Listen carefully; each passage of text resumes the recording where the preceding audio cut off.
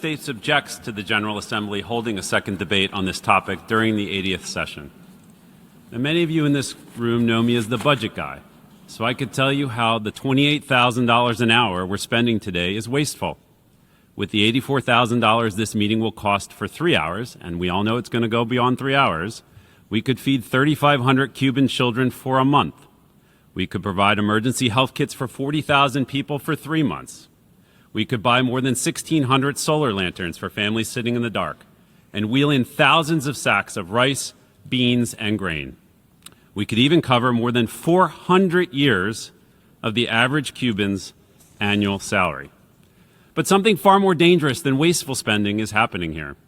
Havana calls this meeting year after year, and now twice in one session, because it wants to make this assembly complicit in its machinery of repression.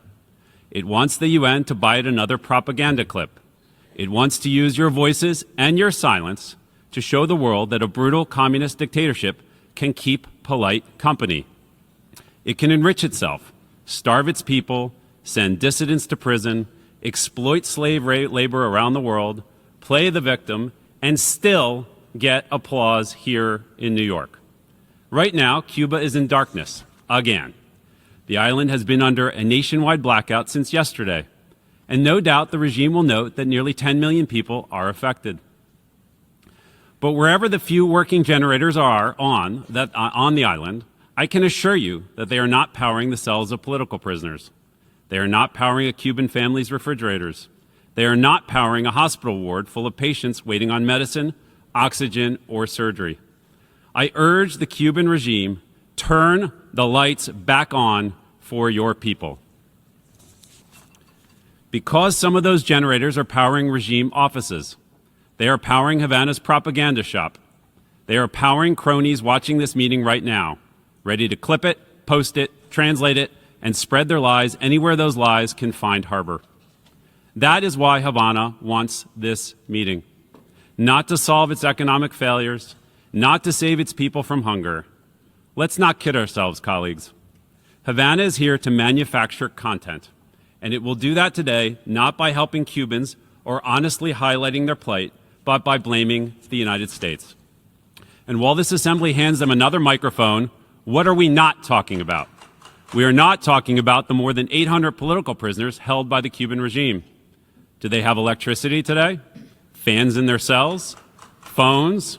Outlets to charge them? Do their families have electricity to wait for one call that might come?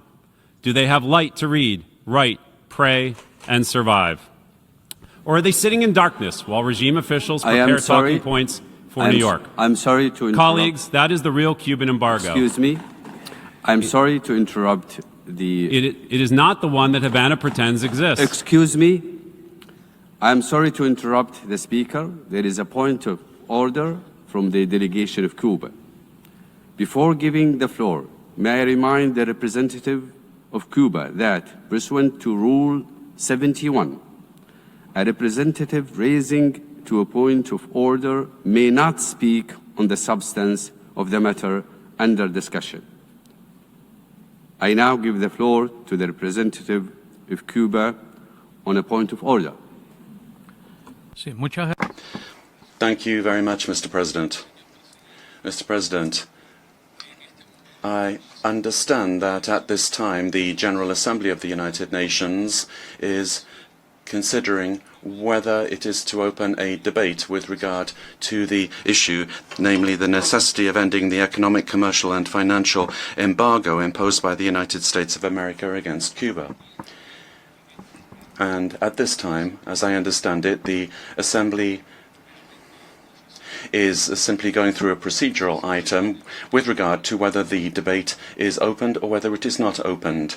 I am surprised that the presidency of the General Assembly has not called to order the delegate of the United States of America, who is making a substantive intervention which in no way is procedural in nature. I really do request that you call the delegate to order. Thank you. I thank the representative of Cuba. I now give the floor to the representative of the United States of America to continue. Mr. President, And while this assembly hands them another microphone, what are we not talking about? We are not talking about the more than 800 political prisoners held by the Cuban regime. Do they have electricity today? Fans in their cells? Phones? Outlets to charge them? Do their families have electricity to wait for the one call that may come? Do they have light to read, write, pray, and survive? Or are they sitting in darkness while regime officials prepare talking points here in New York? Colleagues, that is the real Cuban embargo. It is not the one Havana pretends exists. It is the embargo the regime imposes on its own people, on speech, on faith, on enterprise, on dissent, on political rights and hope, and now, quite literally, on light. So ask yourselves, what exactly are we doing here? Will this meeting release Cuba's political prisoners? Will it return the stolen wages of Cuban doctors shipped abroad? Will it stop Gaesa from sitting on billions while Cuban families go hungry? The answer is no. It will give a brutal communist regime another clip, another post. Keep banging away. It's very effective. It will give a brutal communist regime another clip. Keep going, my friend. Another post, another propaganda splash. I'm sorry to interrupt the speaker from the United States. There is a point of order from the delegation of Cuba. Once again, before giving the floor, may I remind the representative of Cuba that, pursuant to Rule 71, a representative raising to a point of order may not speak on the substance of the matter under consideration. I now give the floor to the representative of Cuba on a point of order. Gracias, señor. Thank you, Mr. President. I'm surprised that Your Excellency is recalling to me what the rules of procedure of this General Assembly are. I'd like to ask you and the Secretariat about which basis are you taking from the rules of procedure of the General Assembly to proceed at this moment to allow a substantive debate without the General Assembly having agreed to open the debate?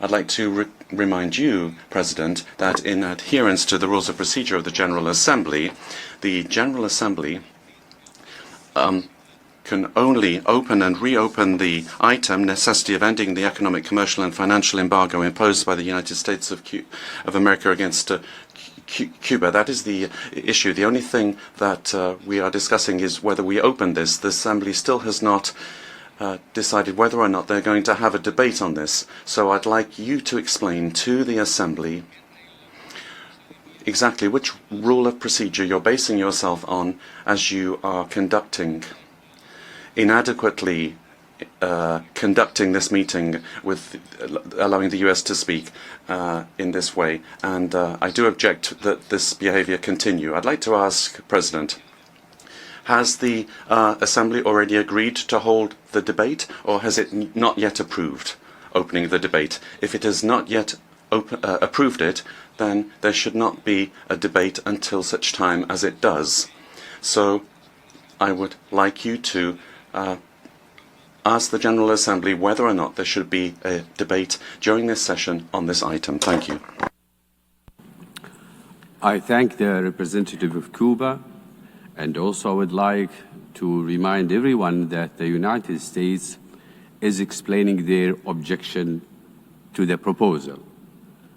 I now give the floor back to the representative of the United States. Thank you, Mr. President. So ask yourselves, colleagues, what exactly are we doing here? Will this meeting release Cuba's political prisoners? Will it return the stolen wages of Cuban doctors shipped abroad? Will it stop Gaesa from sitting on billions while Cuban families go hungry? The answer is no. It will give a brutal communist regime another clip, another post, another propaganda splash. And this Assembly should not be in that business, especially not during UN 80. We are supposed to be getting back this institution back to basics. This meeting does none of that. It does not deliver aid. It does not defend human rights. It does not help the Cuban people. The Cuban regime already gets one annual whitewashing spectacle in this body. One was already too many.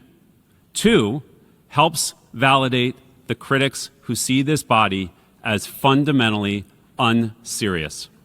So the United States calls for a vote on whether to proceed. We urge delegations to vote no. Stand with the Cuban people, not with the regime that oppresses them. I thank you.